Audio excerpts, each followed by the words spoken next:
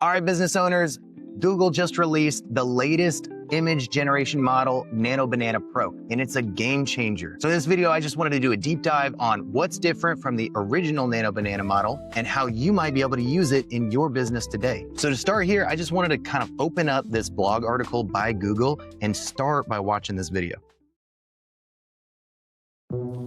This is your new creative partner, NanoBanana Pro, from Google, built on Gemini 3. Gemini 3 understands your world. So with NanoBanana Pro, you can reflect it, bend it, reimagine it. Take the complex and make it clear with detailed infographics, intricate diagrams, and text in any style you choose. You can give your imagination shape and form. Craft a brand, visualize it, and then see it everywhere. And when you want to tell a story, Google's NanoBanana Pro gives you control across color, focus, and lighting. In vivid 4K, in every aspect ratio, and with every image securely watermarked. NanoBanana Pro, for your next idea that starts anywhere and ends wherever you take it. Yeah, that is absolutely insane. I think the biggest difference between the original NanoBanana model and where they're moving in this Pro version of the NanoBanana model is, number one, it's on the Gemini 3 thinking model. And so it's already just going to be more intelligent. It's going to think through exactly how this image should be built. And then number two, it's really like Photoshop. It's like a professional photo editor. And so you'll be able to see some of these different images that they have here as examples. So I just wanted to come down and show you like an example of them turning this image of a plant into this little infographic here. So they show the prompts down here, an infographic of the common house plant, string of turtles with information on origins, care essentials, and growth patterns. And you can see how they turn this into an infographic here.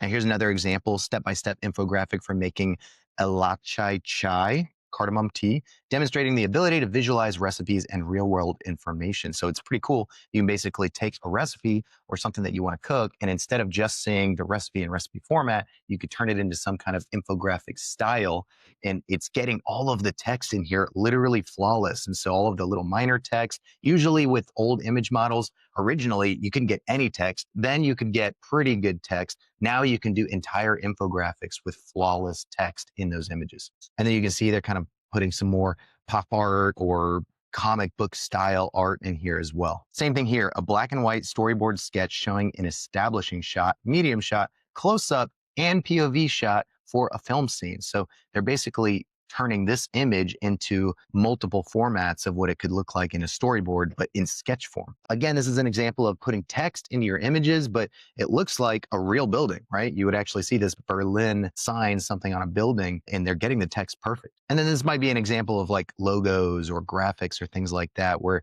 you have the word crash, whoosh, shiver, bang, these different types of things that before it would have really struggled to be able to get this right, but now it's doing a phenomenal job.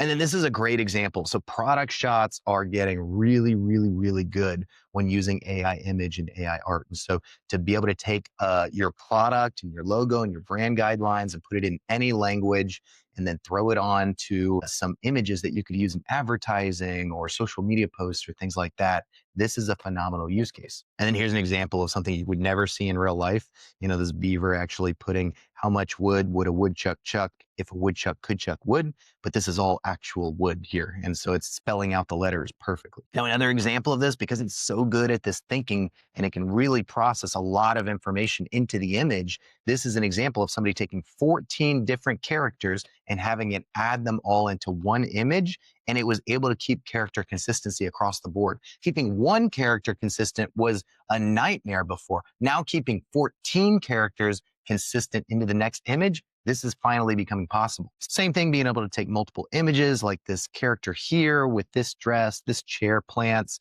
and then this art, being able to throw it all into one image. This is great for things like interior design or things like that. If you wanted to see what your bedroom would look like, if you wanted to swap out an outfit, things are becoming much more possible that weren't possible before. And here's another cool example of the sunset and little character here, spaceship, and this weird little shell alien thing, and being able to throw it all into one image. And then just another example of people, multiple characters being consistent into one image here.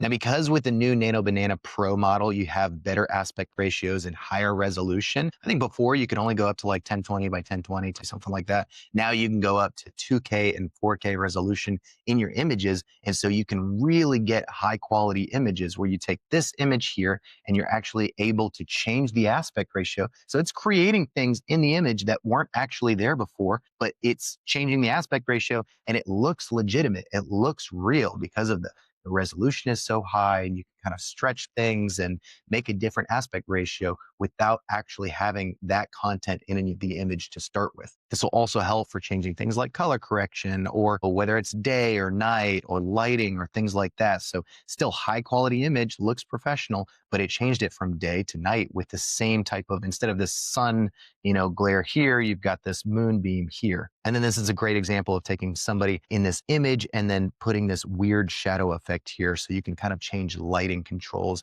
in post-production where you might not have been able to do that before. This is a great example of using dynamic range in the AI image generation. So this is blurred out where the character is in focus, but now the flowers are in focus and the character is blurred out. But that's just a change of dynamic range where you could do that if you took a picture and you actually had the dynamic range set in your lens when you took that picture. You can't change it. Now you really can.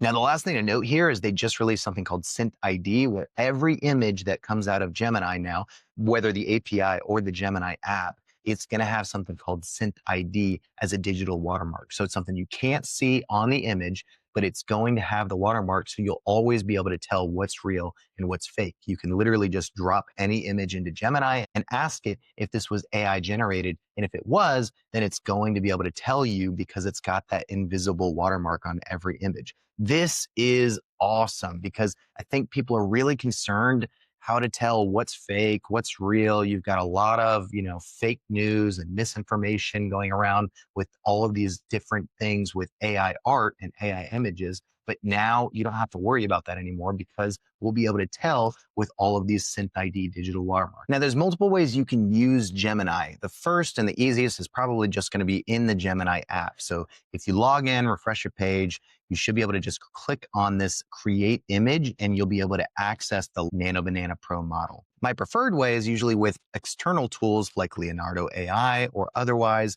because you get a lot more flexibility in things like aspect ratio and the style of the image and enhancing the prompt or how many images that you want to get out of it. This is usually what I jump to, is something like Leonardo.ai. We'll have a link for that in the description for you as well. So I wanted to show you some quick examples of what people are doing and even some of the prompts that they're using to be able to come up with this. One great example here is people are using this for a lot of annotated text on existing images. So if you uploaded a picture of this bridge, it's able to take some kind of like chalk style annotations, almost like an infographic of that image there. Here's another great example of that. It's annotating all of the text onto this image of Apollo 11, or maybe the spaceship here where it's kind of breaking down some information about this. And here's another great example of this bridge in London where it's actually telling you the North Tower, the South Tower. So really just informational stuff, infographics. I think that that's really a big boost in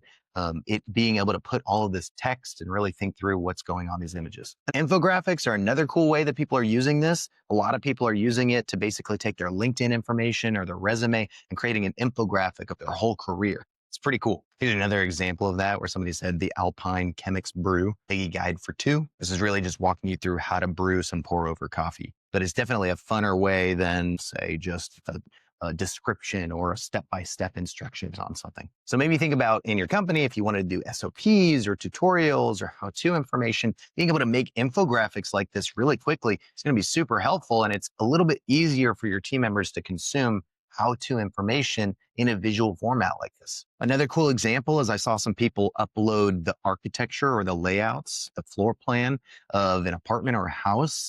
Maybe you're an architect and you want to give somebody a visual design of what that could look like. They're able to turn that architecture or the floor plan into a 3D design or image of what it could look like in that house without having to go through this big, long process. So here's an example of that. Somebody took this little floor plan here and they just turned it into this little 3D graphic from a top-down angle. And then they were able to create this 360 camera view of what it would look like on the interior. And then they even were able to use those images to create some kind of 3D video, maybe they use Kling AI or something like that. So because you get such high quality images from NanoBanana, once you take those start and end frames and put them into something like Kling AI or using Higgs field or some other type of AI video model, you can actually get some ideas of what this could look like inside of the home. And here's one more example of that where somebody took this completely different language and they were still able to turn it into what it would look like visually. This is something worth noting that Gemini does a great job because of the Gemini 3 model. It's such a strong thinking model.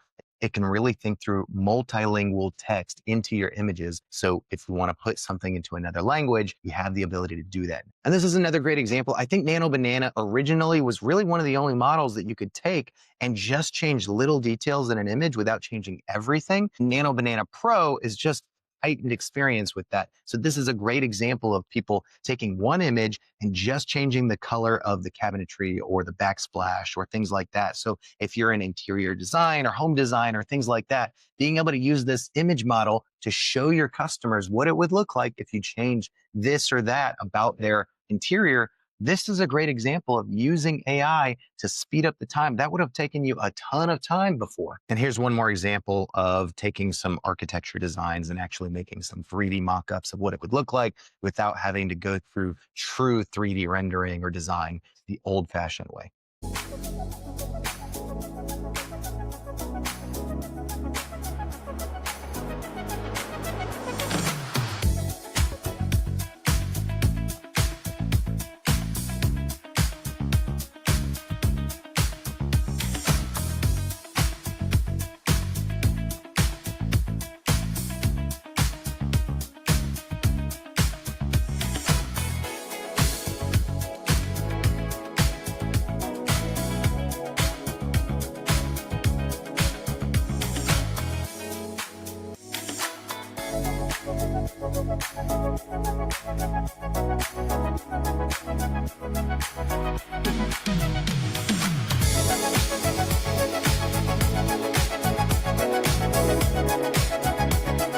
Okay, this is a great example. NanoBanana Pro just got released with the API yesterday, and so they're already adding it to all of these different image platforms like Photoshop.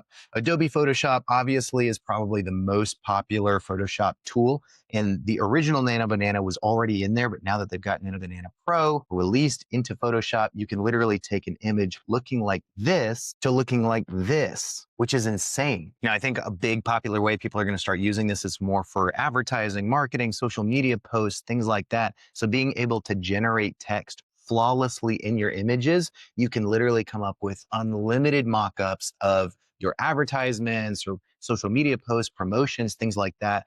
Super phenomenal. You don't even have to have an actor or yourself in the images. These are AI generated people into your images. And then this is one more cool example where somebody just kind of sketched what they wanted to see. They gave an image of the background and then the two people they wanted in that image, and it came up with this image here. So all in all, guys, I know that NanoBanana Pro is gonna be a game changer for most business owners that need some type of image. They're not a professional in photo editing or they don't have access to the right team for that. This is what you need to start using. So get into the Gemini app, download Leonardo.ai, whatever you need to do, whether it be infographics, product pictures, social media posts, whatever you want to test it out for. NanoBanana Pro is in the Gemini app today. It's free to test out. Give it a shot.